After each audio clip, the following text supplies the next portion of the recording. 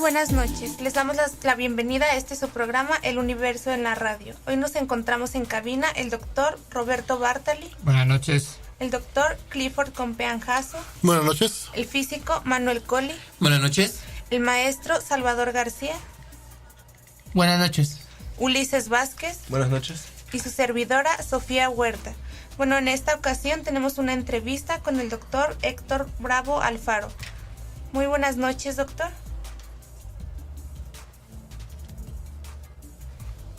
Un grupo nutrido ahí en cabina, así que buenas noches a todos y bueno, muchas gracias. Primero, antes de comenzar, vamos a leer una breve semblanza de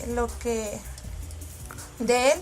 Y bueno, él estudió licenciatura en física en la Universidad Autónoma de Puebla. Hizo una maestría en astrofísica en el INAOE. También hizo una maestría en astrofísica y técnicas espaciales en la Universidad de París y un doctorado en astrofísica en el Observatorio de París igualmente. Es profesor investigador del Departamento de Astronomía de la Universidad de Guanajuato. Es cofundador de la licenciatura en física de la Universidad de Guanajuato. Es cofundador de la maestría en astrofísica en esta misma universidad y también del doctorado en astrofísica en la Universidad de Guanajuato y del posgrado en astrofísica en esta misma universidad. Actualmente es coordinador del Observatorio Astronómico de la Universidad de Guanajuato y cuenta con más de 50 artículos científicos y una impartición de unas 50 conferencias científicas en congresos y seminarios en México y en el extranjero. También ha impartido más de 120 conferencias de divulgación científica en México y en el extranjero. También es coproductor del programa de radio Una Ventana al Cielo de Radio Universidad de Guanajuato. Y sus principales campos de estudio son la radioastronomía, cosmología observacional, evolución de galaxias y también educación de las ciencias. Es miembro del Sistema Nacional de Investigadores Nivel 2 y miembro de la Academia Mexicana de Ciencias desde el 2010. Y presidente de la Delegación Mexicana de la Unión Astronómica Internacional. Muy buenas noches, doctor. ¿Qué tal? Muy buenas noches. Otra vez gracias por invitarme a su programa. Bueno. Hola. Héctor, ¿cómo estás? ¿Qué tal? Muy buenas noches. Muchas gracias por invitarme. ¿Sí me escuchan bien? Sí, te escuchamos aquí un poquito lejecitos, pero te estamos escuchando. Son 250 kilómetros de distancia. Una de las preguntas que tal vez nuestro auditorio quisiera conocer y bueno, más que nada en palabras coloquiales y que nos pudieras explicar tú directamente, ¿quién es Héctor Bravo? Bueno, qué pregunta. Te puedo responder desde el punto de vista académico primero, ya que estamos platicando de ciencia y de eso trata el programa. Te diría que soy pues un profesional apasionado de mi trabajo, pero que tiene tengo pasiones paralelas, algunas más, otras menos relacionadas con el ámbito académico. Pues me gusta mucho la docencia, la interacción con los estudiantes y definitivamente la inquietud de estudiar astrofísica pues obedece un poco al contacto con la naturaleza, por una parte, y por la otra un interés que tenía yo realmente desde la secundaria y la preparatoria de elegir una carrera que tuviera matemáticas. Creo que el rigor que ya desde esa época medio entendía, pero relacionado con las matemáticas, me parecía que era necesario en mi vida. Entonces creo que esa es una combinación que es la que me ha acercado al estudio finalmente de la astrofísica y que ahora pues intento transmitir ese entusiasmo a mis estudiantes. Bueno, ya contestaste parte de la pregunta. ¿Cómo surgió en ti el interés por la astronomía? ¿Hubo algún detonante cuando eras joven o cómo fue? Bueno, cuando era joven ya pasó hace bastante tiempo, entonces ya no me acuerdo muy bien. Pero sí te puedo decir que poco a poco, al haber entrado a la Facultad de Física en la Universidad Autónoma de Puebla, Debo decir que en esa época la orientación vocacional era bastante ausente. De hecho, los primeros semestres todavía no estaba yo 100% seguro que había sido la elección adecuada. Pero conforme fui avanzando me di cuenta que no había podido elegir mejor. Y después, en esa época no teníamos un grupo de astrofísica en esta universidad, y yo estaba un poco más con la tendencia a irme hacia la óptica, que de hecho había y sigue habiendo un grupo muy fuerte, y me gustaba mucho la parte, el estudio de la naturaleza relacionado con la luz. La verdad fue un hecho un tanto casual, que un poco antes de empezar mi tesis de licenciatura, ya en un proyecto sobre láseres, decidí ir a visitar el observatorio de Tonantzintla, y que en esa época el INAOE tenía un grupo demasiado pequeño de astrónomos, y sin embargo el doctor Octavio Cardona, que ya se nos adelantó, ya partió en busca de otras estrellas y otras galaxias.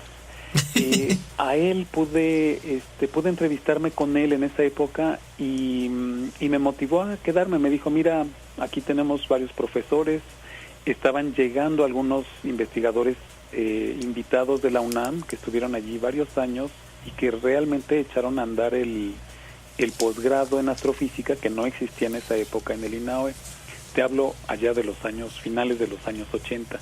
Así que, por cierto, fui parte de la primera generación de estudiantes de la maestría en astrofísica del INAOE en aquellos ya lejanos años. Y la verdad es que una vez que entré al estudio, pues primero de la astronomía observacional, yo no había tenido contacto con investigadores de astronomía hasta ese momento. Ahí me di cuenta que había tomado otra decisión correcta. Debo decir aquí entre paréntesis que creo que los estudiantes actualmente tienen mucha suerte. Creo que viven en una época aquí en México que es mucho mejor que la que me tocó vivir en varios aspectos, porque ahora es mucho mejor la interacción que ellos tienen ya con los investigadores. Incluso desde antes, desde la primaria, secundaria y prepa, existen muchísimos talleres, visitas a institutos que desafortunadamente no existían allá en mis tiempos del Paleozoico. Así que esa es un poquito la historia de cómo un poco de rebote, pero finalmente creo que eso era exactamente lo que buscaba.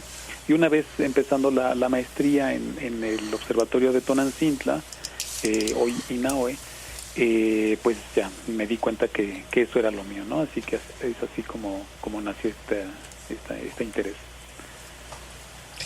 Muy interesante, y eso sobre todo motivador para las nuevas generaciones, para los estudiantes, que siempre hay que recordarles, no importa el nivel, que se acerquen a los investigadores, a los científicos, para que realmente vean qué es lo que están haciendo, cómo trabajan, y posiblemente pues salgan nuevos científicos, ¿no? Aún desde la primaria ya enfocar a los niños para que se acerquen a la ciencia. Yo creo que eso es fundamental en estos tiempos. Sí, mira que allí hay dos cosas que me parecen interesantes. Una fue que mientras era yo estudiante de maestría, ya casi para terminarla, ocurrió el eclipse total de Sol de julio del 91. Poquitos de ustedes se acuerdan de eso o les platicaron sus papás, porque ustedes son muy jóvenes. Bueno, yo no tanto. Algunos sí se acuerdan posiblemente, pero nos tocó realmente involucrarnos, ya que hubo una tal demanda de información y de conferencias y de talleres que todos los estudiantes de maestría, que tampoco éramos muchos, tuvimos que meter el acelerador a dar conferencias. Prácticamente no nos dábamos abasto. Yo viajé un poquito dentro de la República para dar conferencias, y la verdad es que fue muy importante, porque esta parte de la retribución social del investigador, que trabajamos en instituciones públicas y que es sobre todo cuando hacemos ciencia básica, como es el caso de las matemáticas puras o la astrofísica y otras ciencias, en realidad es una de las actividades fundamentales que nos corresponde, o sea, es un poco parte de nuestro trabajo. Y la astronomía, esa es la segunda cosa que quería mencionar, la astronomía pues se da bastante bien, es decir, llama mucho la atención. Personas de todas las edades y de todo que trabajan en todos los ámbitos profesionales han tenido inquietud sobre el cielo, las estrellas, los planetas, y entonces somos afortunados porque tenemos siempre esa ventana de acceso hacia un público bastante amplio. Y bueno, algunos de nosotros a quienes pues nos gusta mucho la parte de la divulgación y de la educación de la ciencia, pues tratamos de aprovecharla al máximo. Entonces, sí, en ese sentido creo que la astronomía es particularmente afortunada. Doctor Héctor, tenemos que ir a nuestro primer corte de esta noche, pero enseguida estamos de regreso con usted. Le recordamos a nuestro público que los números en cabina son el 128-8384 y el 128-8385. También les recordamos nuestras redes sociales. Estamos en Facebook y en YouTube como Club de Astronomía de la Facultad de Ciencias y en Twitter como @astroclubfc. Regresamos.